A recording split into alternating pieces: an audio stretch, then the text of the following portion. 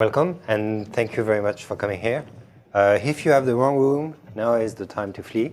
This talk is going to be about metaprogramming. It's a practical talk, and the main concept of this talk is to tell you how I got into it, because I'm a C++ programmer like you. I'm not a researcher, I'm not a professor. I was a bad student, to be honest. And the reason why I did programming, metaprogramming, they are practical. And of course, there is also the taste of maybe some time trying to do some puzzles. But if I do my job bad, I get fired, or the company goes under, or I don't know. So there are very practical reasons behind it. If you think about metaprogramming, you can think about people in a big room doing serious stuff. Like, because programming is hard, so metaprogramming must be meta-hard, right? As you're going to, technical, well, I guess with the French, technique doesn't always work as you expect it to work. So how I got into it. My background is, I'm actually a kernel developer, system programmer. So my main tool was C for a while, then I switched to C++ just to get the strong typing, and also because I like the generic approach of programming. It was, I think, 10 years ago, or something like that, in 2006, something like that, I was working in Germany. I was doing file system drivers for Windows NT, and also file system driver for FreeBSD, and things related to virtual memory management. The constraint when you're working on this project is your software has to be correct, obviously, because every program on the operating system is relying on you. And it has to be fast, because so you have the two generally opposite constraints of having a correct and fast program. And the point of the first contact I had with not generic programming, metaprogramming, is had a colleague told me about boost static assert. I was like, because in system programming you have like tons of asserts in your code, because you can't sometimes debug your program. So to test your hypothesis, you put asserts everywhere, like, I think I should have memory there, or I think I should have stuff. So he told me about boost static assert, and I said, what's a boost static assert? He said, it's an assertion at compile time. And I said, what's the point? I don't care about assertion at compile time. He says, yes, you care. Imagine that you could check for the size of an integer. And then I said, whoa, this is awesome. Why it's awesome? Because very often with drivers, you have like, oh, I think this device is little endian, and I think my operating system is big endian. And actually, I'm wrong. And so we can start to check at compile time, like macros and that kind of stuff. And you have the feedback about your hypothesis when you compile, which is immediate. It's not before you run a test or you write a test. It's when you program that you have a feedback. And that's actually probably the first thing I did, is to go back to my programs and do that kind of things. And that's how I got started. It's actually the easiest thing you can do. And okay, so you get into your metaprogram. What do you do next? So it was 10 years ago. Imagine that, yeah, boost static assert was very great. And it's impressive because they even managed to have some sort of meaningful error message, which in template metaprogramming is like, wow, they managed to have a feedback. As you can see in C++ 11, you can even specify an arbitrary string. We're going to see examples about checks you can do in your program, and you are going to build from it. We start from the checks, then we will go to something more advanced, like computing stuff at compile time, and then we will write programs that generate programs, that generate programs, that generate programs, that at some point end up being a program that is run by the user. What I do since 2008, I work on a database, and again, the constraint is to have something that works fast and it's reliable, and it's very painful to debug.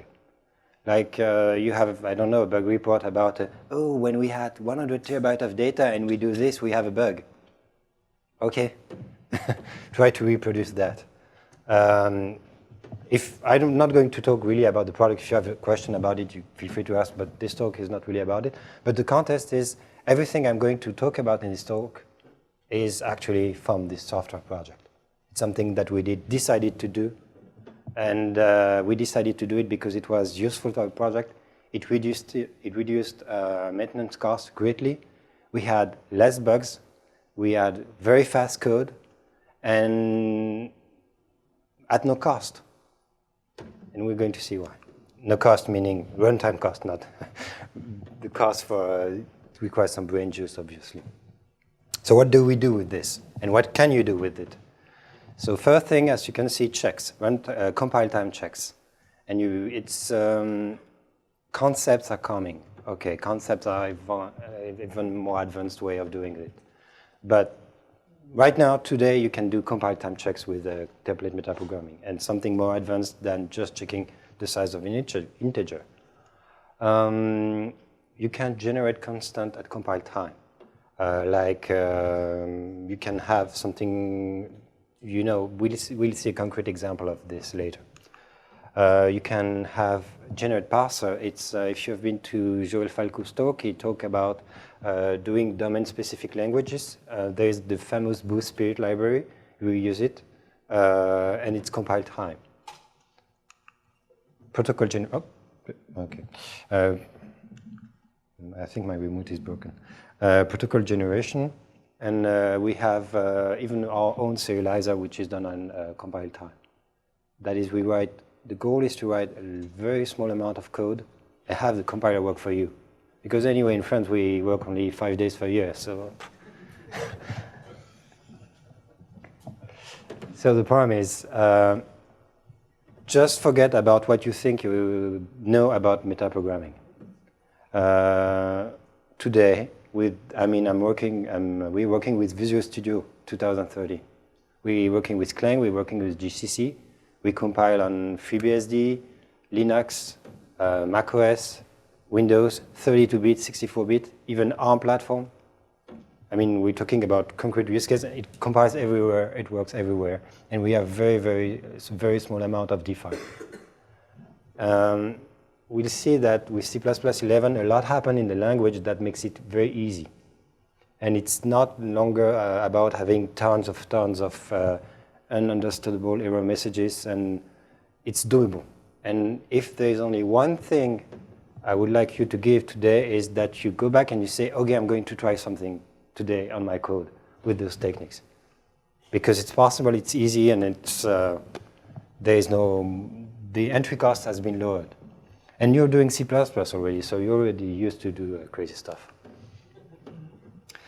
So yeah, the compile time, no longer true. We'll see about that. Going to also to talk about a library that we've done with Joël Falco, template metaprogramming library, instant compile time. So it doesn't exist anymore. Yes, if you use C++03 metaprogramming library, yes, it takes about 2 days to compile your code. But now, it's instant compile time. You go to Spirit X3, you go to every recent version, it's instant compile time. So this is no longer a problem. And even if it were, compile time is cheap compared to development time. So just not a good argument. Code complexity, yes, this was a good point. No longer the case, I think. Okay, it's advanced C++, right? I'm not going to say that, yeah, sure, you should start with C++ with template metaprogramming. No, but it's manageable. Compiler support, today I think it's fine. Even if you can switch to, if you're working on Windows, Visual Studio, you can do even 2013 works fine, and 2015 works even better. And Clang, it's stable. And the only thing that happened, I can think if you're working like on embedded projects and you stick with the very old compiler, then in that case, okay, I feel pain for you and you can't do it. Skills, just go to my talk and you have the skills. Just invest time if you can on it, but it's really manageable. And then there are all these non-rational reasons about I have to go out of my comfort zone, it's not what I like, blah, blah, blah. It doesn't matter. Just do it. It's cool. What is it? Okay, very quickly. If programming is about writing code, and by compiler I mean all the set of tools that are going to generate a program, okay, we could say this is programming.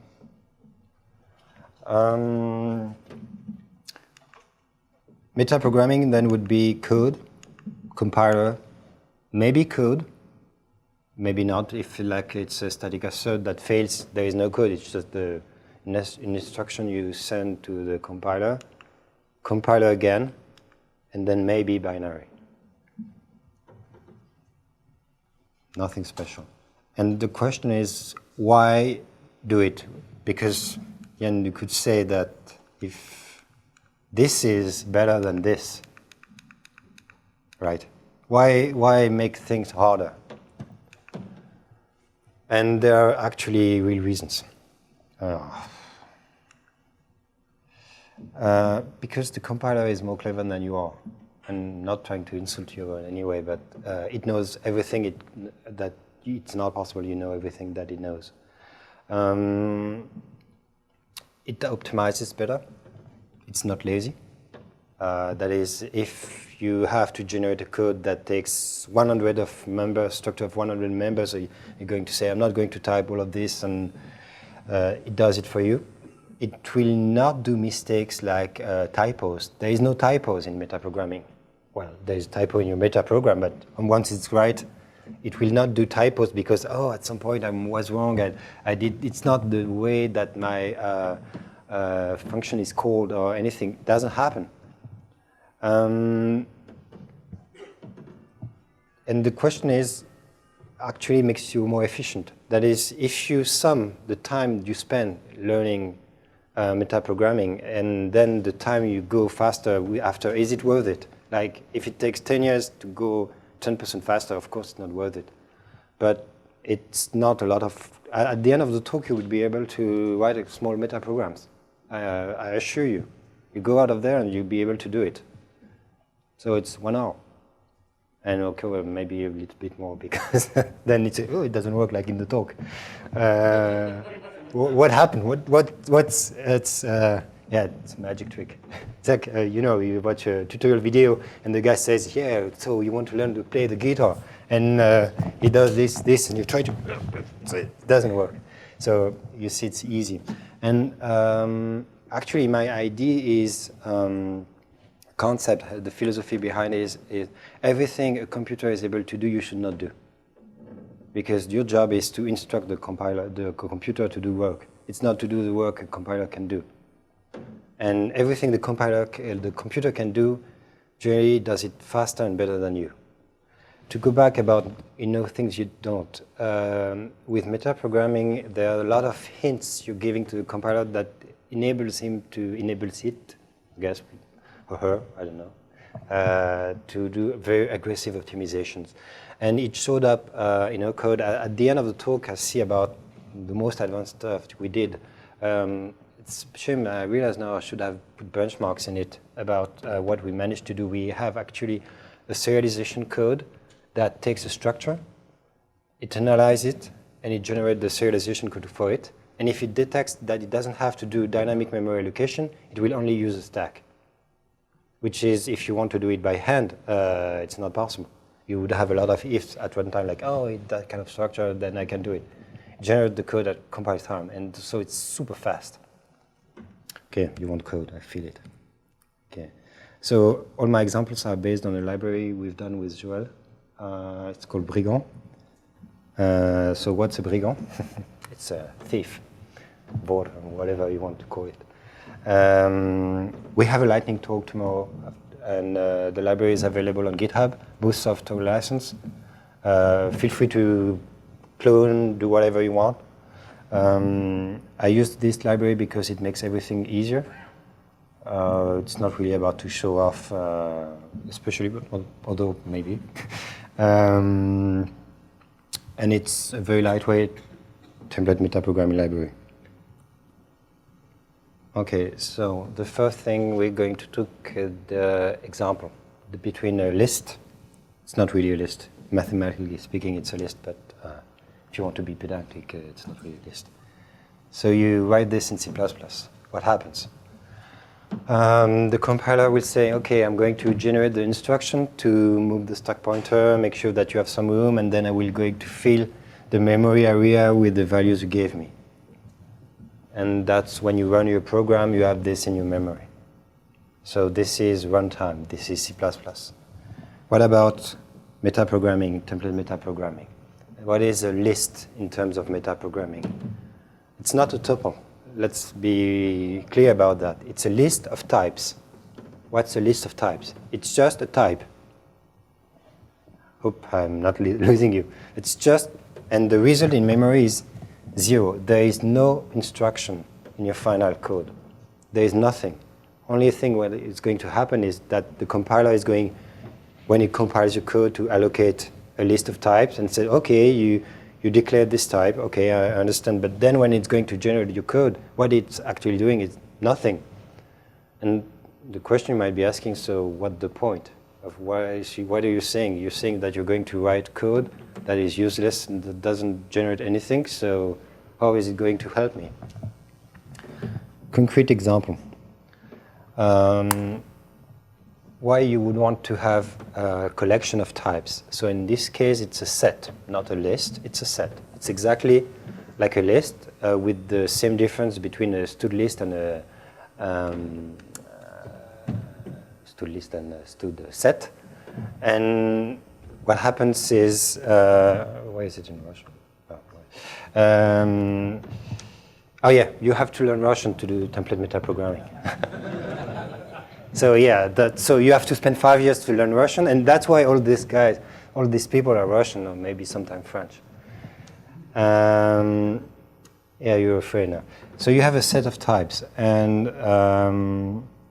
what you want to do, you have a function, and you want to say, okay, this is a generic function, but I want to have a very specific, explicit message. So in this case, what do you think you're doing? This is not correct what you're doing. Man. It says, and you don't want to have 200 lines of errors. You want your program to stop immediately because you want it to say, no, I only want my function to work with the type I have set here. And although it might be a little bit convoluted, just see that as a tool you have now in your toolbox, keep that in memory, and see then later how we're going to use it. So you have a set of types, and you want a function to make an error when it's got something out of the list. And believe me, this kind of trick helped a lot, because then you can do whatever message, like, of course I did a little joke here, but you can have a message, oh, if you have this error, it probably means that you forgot to declare the function somewhere else. And it's 100 billion times better than a comment, because nobody reads comments. I'll give you an example about comments. And the compiler doesn't understand comments. So if you're not rigorous after comment, then someone on your team at some point is going to not update the comment. You see, no, it's not this slide. So again, in the C++11, you have better toolkit for types, traits, particularly in the standard. So your basic toolkit, that is, if you just open your text editor, you have your C++11 compiler, you don't need to include Boost, you don't need to include anything, and you already have type traits, which provide you with many, many useful functions, like, I want to know if my type is integral in the con.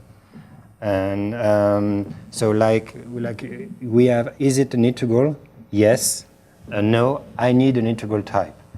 And you have integral constant to say, oh, okay, you could do static const int something to do the same thing, just to show you the toolkit. And so you have your factorial function with, okay, the factorial function is totally useless in that case, but just to show you what you could do. So on comments and template metaprogramming. Now, I know it's a bit fast, but we've seen what we can do with types. So I guess all of you in your programs, at some point, you have magic values. especially if you do audio or images. At some point, you have constants or whatever. And in that case, I wanted to do something simple. It's like factorial 5. Say at some point you start your project and you say, okay, the magic value is factorial 5. I will make 120. Factorial 5. And you put a comment because you're a good programmer and you want the people working with you to know that. And then somewhere later you realize, oh no, it's not the correct value. The correct value is factorial 6. But you forgot to update the comment. And so 2 years later, there's a bug. Someone says, what? No, 7. What's the good value? So someone is going to spend, maybe lose a couple of hours just to understand where is the bug. Maybe it's not there. But wouldn't it be better if you could just write this?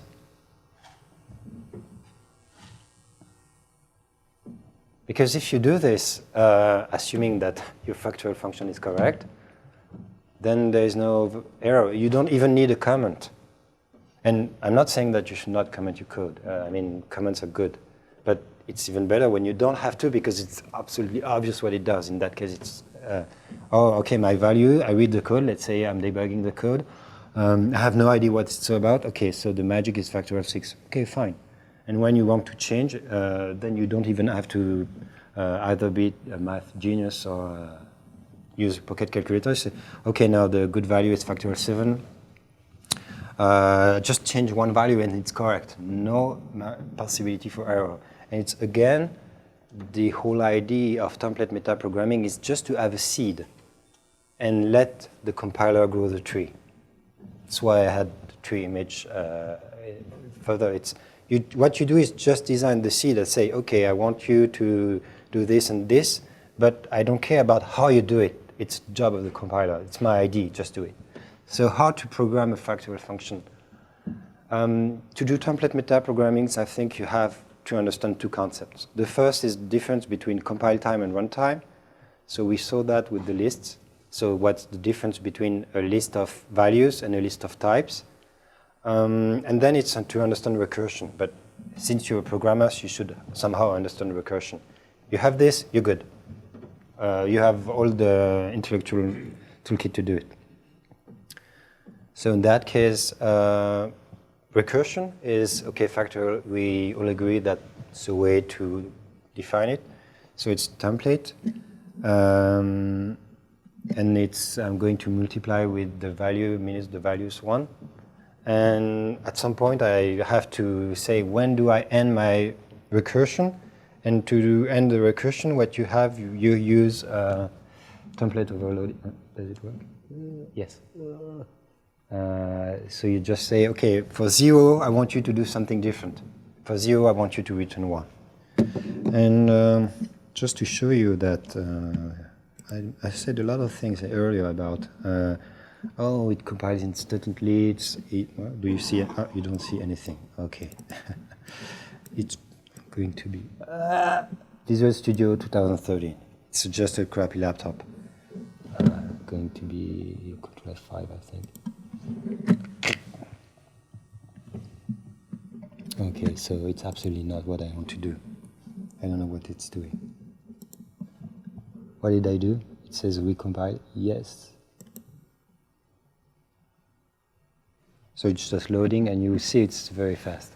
It's not like, oh, I'm going to include a lot of stuff, and I probably think it's going to see. It's just, so it's a very simple program, and it's running not. And also, okay, let's go back here. So you see it's very fast. It's easy to read, no include, except type threads, I think. Go back to the presentation, if I'm correct. Yes. So, very, very simple. And so if you work with version earlier than Visual Studio 2013, you might run into a couple of rough edges. If you use GCC and Clang, you will have absolutely no problem at all. This is a very simple template metaprogram. Let's see something a bit more advanced. This is a typical interview question at quasardb, by the way. Like, can you do some general Let's do type manipulation, list manipulation at compile time. So you saw that we have a type of list, a list of type, not a type of list, but the type of list is actually a list of type. What about I want to write the code that say I want the last element in my list of types? Is it difficult to do? So you have, what you can do is actually, if you've done a little bit of functional programming, it's like popping the head at every recursion until you reach a list which has only one element. In Brigand, that's how it's implemented. We have a trick.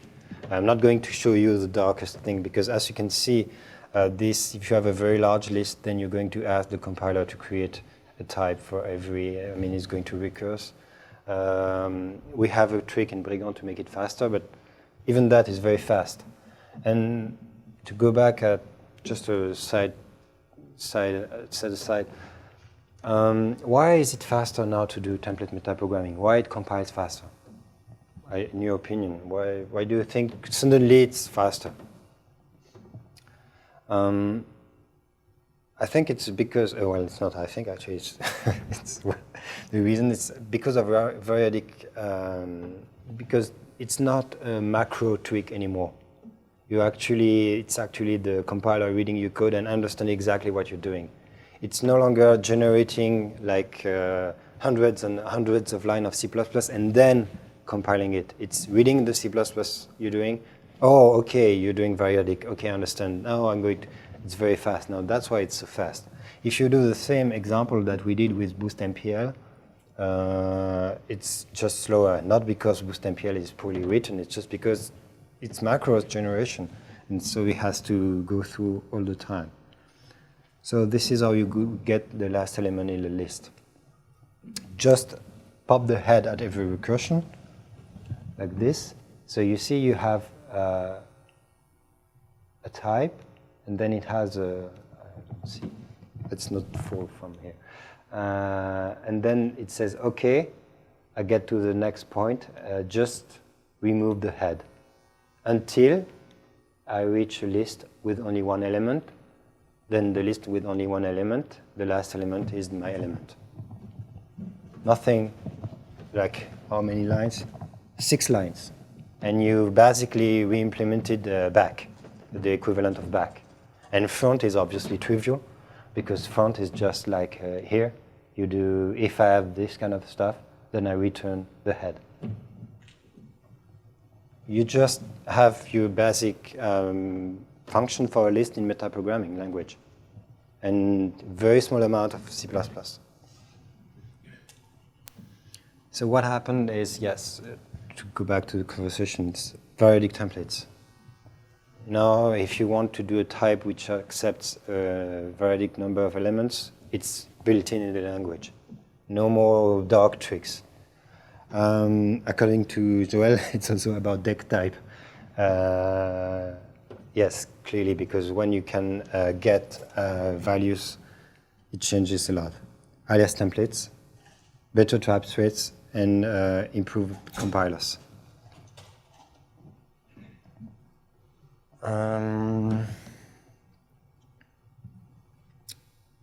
What we did so far is interesting, I think, but is it really useful? Like, you say, okay, it's nice. Sure, it's nice. Can show that to my colleagues and be clever for 5 minutes, but is it going to make your program better? Is it going to really give value to your customers? Because that's what matters, and customers, users, whatever. And let's take a typical pattern, which is the common pattern, which is a pattern I like, personally. Actually, no, I don't like it. That's why we're going to improve it. So it's basically when you want to, in our case, we have the shell. So a user types command, and you want to run the commands that the user sends, which can be anything you don't know. So imagine if you're a server, then you receive commands and you want to run it, and every command is an object. First problem is it's easy to forget things as you add comments. It's the typical pattern when you start with, let's say you have your program, you have 5 comments, but of course with the life of the program you're going to add more and more comments. So it's typical pattern when you add comments, you waste your time because, oh yeah, I forgot to change this line. Oh yeah, I have to inherit from this interface. Oh yeah, okay, fine. And then what I don't like with this pattern is that it forces you to relate comments together, which have maybe nothing to do, except that they have to be run at some point, which sucks. And then if you want to make a list of the comments you have, because let's say you want to say help, and I want to have the list of all comments and type all the comments I have and print help, then you have to do some work.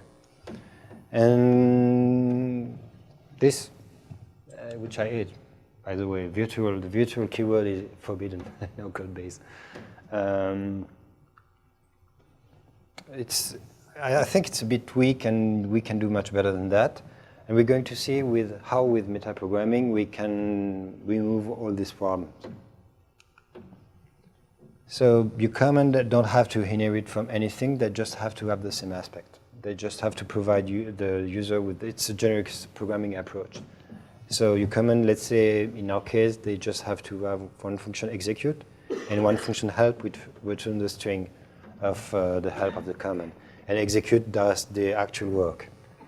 You group your commands in a list. So every type is a list.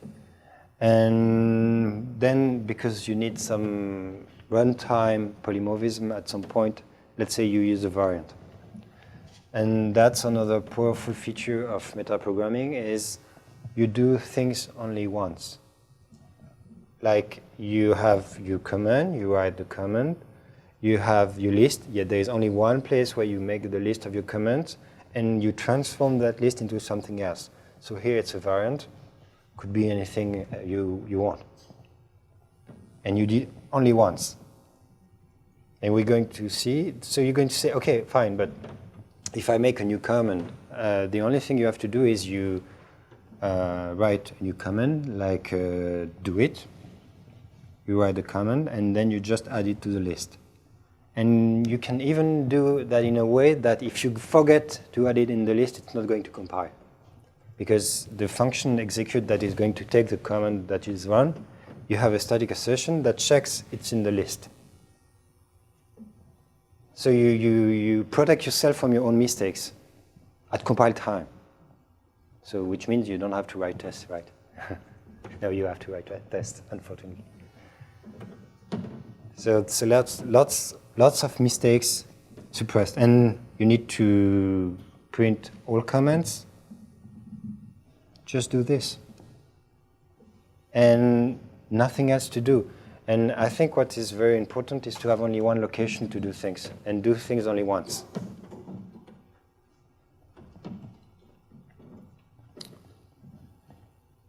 Okay, let's go to the next. So let's do something more advanced, like to maximum. There's a talk just after mine about reflection. I think it's a good transition to the talk, because we're also going to talk about reflection, not transition. Would it be nice if you just write a structure and it generates JSON, and you don't have to write a single line of code in your structure, you don't have to inherit, you don't have to write anything. Just write the function, and you have somewhere a function which says, it's JSON, could be anything. It's just, for example, could be binary data. And it would just have somewhere a function called JSON generate, and it would take transform your function and then generate the JSON. We have it in the code. And the problem with serialization, because it's some kind of serialization, is it's always either intrusive, that is, you have to add inside your structure a function that says, okay, transform into something, or you have to write a generic function like outside of your structure. And it's always back to the same problem we have with the command patterns. You forget to do something, you have to redo the same thing over and over again. You can easily forget, for example, you create a new structure and you forget to write the serialization command, or you wrote it wrong. And if you don't, because if you think about it, it's really just about listing the members and recursively parsing them and just generating the code. So today, what you can do to do that is to have use a library like Boost Fusion. Boost Fusion adds compile time introspection, because introspection, the problem is if you have runtime introspection, then it's costly. Because if you're doing C++, it's very likely that you care a lot about performance, and you care maybe a lot also about memory footprint.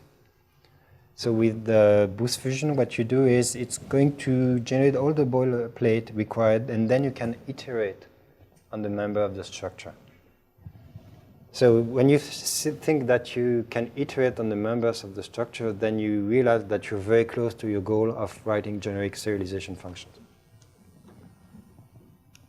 And perfect serialization would be that it's extremely fast, that the code generated is extremely optimized, because with template metaprogramming, what you can do is you remove a lot of if, because at compile time, you know exactly what you have. So if you know what you have, you don't have to check it at runtime. Everything you do at compile time, you don't have to do it at runtime, provided that the compiler doesn't have a bug, but don't worry. It should be fine. It will not allocate memory if not needed. For example, when you serialize an integer, you know exactly how much memory you need, because again, you know if your integer is like 4 bytes large, so you know exactly at the maximum how much memory you're going to need. So you don't have to do defensive programming like, oh, I'm going to allocate something, read my object, and no. You know at compile time how much memory you need, so you can just reserve the stack, do your stuff, and you're done. And the code is correct because you're going to spend some time to write the boilerplate to read your code, but you're going to do it only once. And when it's correct, you're going to add all your other structure and it's going to be fine. No error possible. And then it's convenient because once you've done this, the other people in your team, they don't really have to care. It must be magic. I think the best way to say that you've done something good about your library or your software is like when people use it, it's magic. They don't care. They just write the structure and they know it's going to be perfectly serialized. But yeah, every 2 years someone is going to come to you with very obscure bugs. It takes a lot of time to fix, but it's concentrated in one location. And the joke is, of course, I don't have the time to show you how to do it today, but you have all the blocks to see. It's actually a good exercise. You can try something very simple. If I have some time at the end, I have actually the source code here I can show you. But so it's easier so that you stay until the end. I've been fast. So conclusion. So what would be the reason to do it or not do it? I'm assuming that you can invest, assuming that you start from zero, that you know absolutely nothing about it, that you really start from zero. So of course there is some time investment that you have to do to learn a bit of the techniques. And you require modern compilers. Okay, I'm assuming you have that. There's a trap, which is the complexity trap, which is like when you try to do it more clever than you are. Not insinuating anything, but oh yeah, it's fine, and then you build things which are very complex, especially when you start with template metaprogramming. In the next slide, I will give you some tips. I mean, wasted a lot of days doing, yeah, I could do it like this, and actually there's always a simpler way.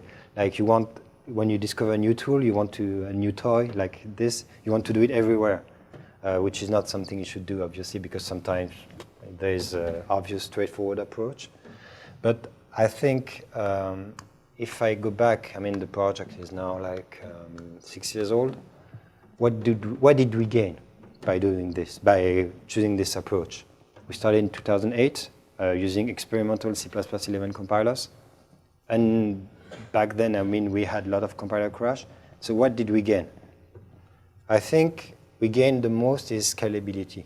Like now, we don't have the problem that the more you add code, the more expensive it gets. Of course, the code base grew. Of course, it's a large software, so it's difficult. But like the serialization, that kind of things, yeah, it's fine. You do it only once. The performance,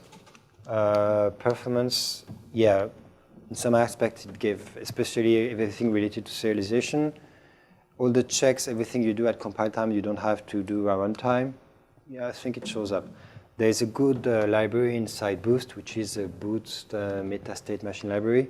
It manages to generate extremely fast state machines because it relies on all of the tricks and many others. Because it does everything at compile time. It says, okay, so this is the state transition, and okay, I'm going to optimize everything and write immediately what you want. And reliability. With all those checks we have, and the fact that the less code you write, the less likely you're going to make mistakes. It's as simple as that. So some tips to get started. If you want to get started into template metaprogramming, just go for C++11. Just make sure you do that, because it compiles faster, because you start to have a good set of libraries to do it. It's more flexible. With usings, the code is more compact.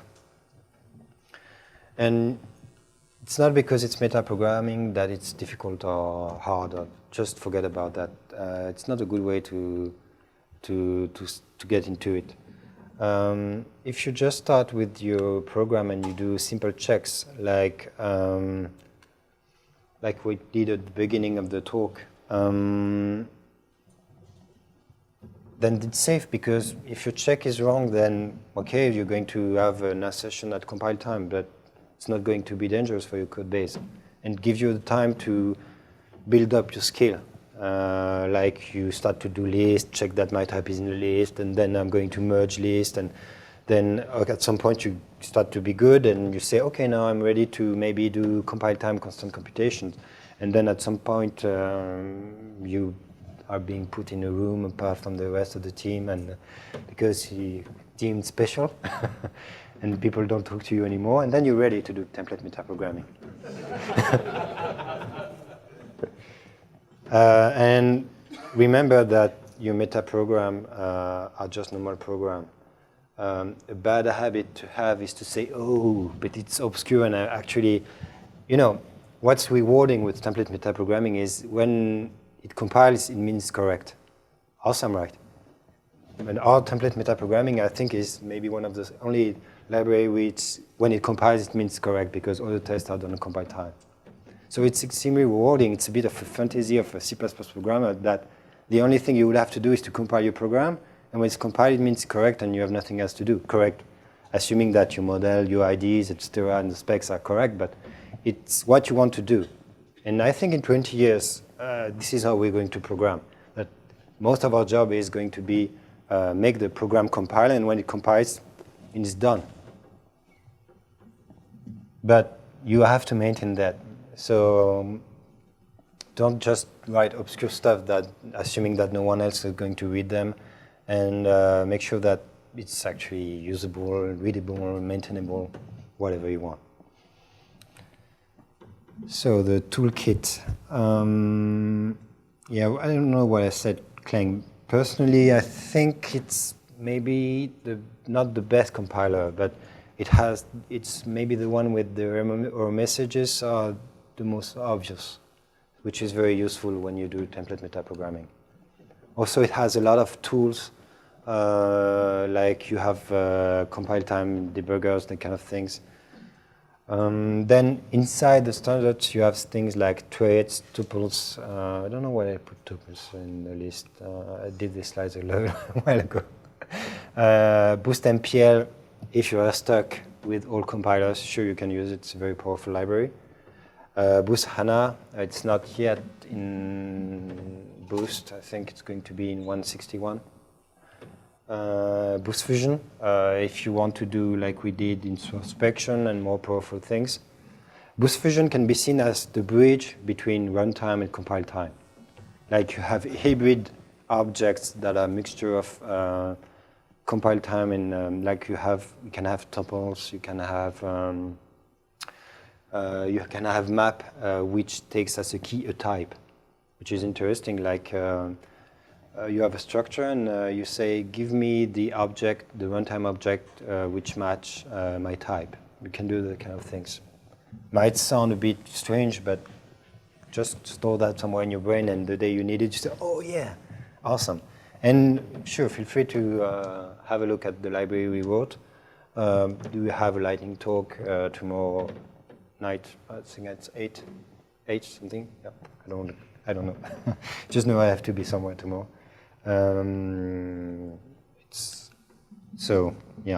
So next time that someone tells you, yeah, metaprogramming some obscure things that's totally useless and I'm never going to use it in my program because it's arcane, and I think no, not anymore. Maybe I'm in denial. It's also possible, but. My experience is that it's extremely useful, and for the reasons I gave. So, so if you have questions and answers. By the way, do you know what's the reference to the title of my talk? Does anyone has any idea? Yes, exactly, Dr. Strangelove. So do you guys have any question? Yes?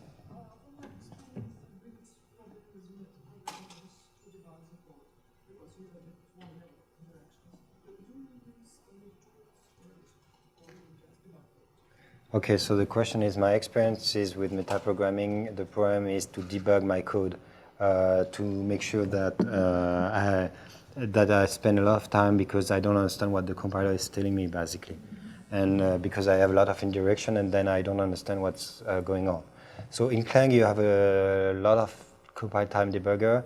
I have one trick, which is actually might sound silly, is when you don't know what the type is, but very often you're doing your program and at some point it says no blah blah blah blah, expected blah blah blah blah. So what you do is you take the object you have and you try to assign it to a char or an int. And then you're going to get an error message, cannot assign exactly my type to int. And then, okay, I understand. Then it helps you to go back to your problem.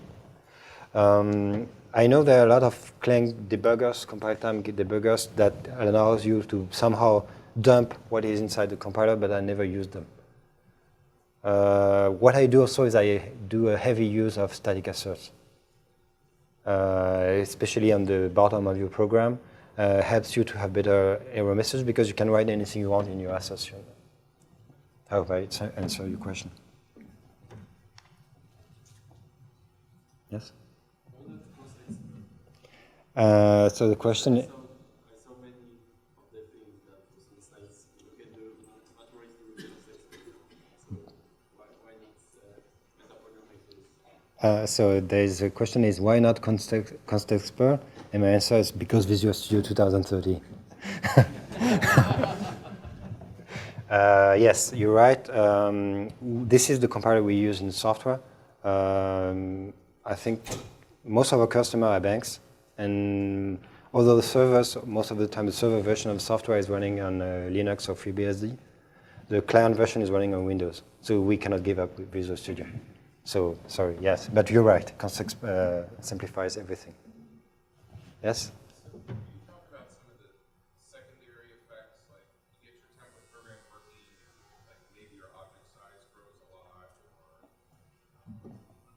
debugging it, like I don't know, is there anything? Okay, so the question is. So the question is side effects, like the fine print, basically. What happens with my object size? So like I said, the object size doesn't change because you're not creating values. You're only creating types. But however, what happens is memory consumption of the compiler is going to greatly increase. So what you may have is, despite everything I said, because I spend my time lying, is that actually your compilation time can grow, or because you're going to swap. Use 64-bit version of the compilers. It's just a must, because you're going to hit the 2 gigabytes limit of your compiler very quickly. At runtime, you should have 0 cost. That's the point.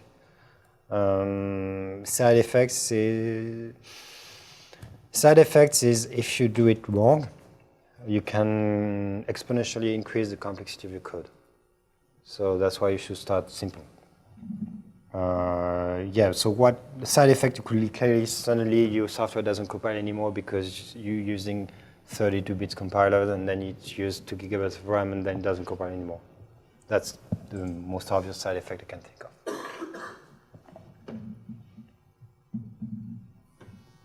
Other questions? No other question. So thank you very much.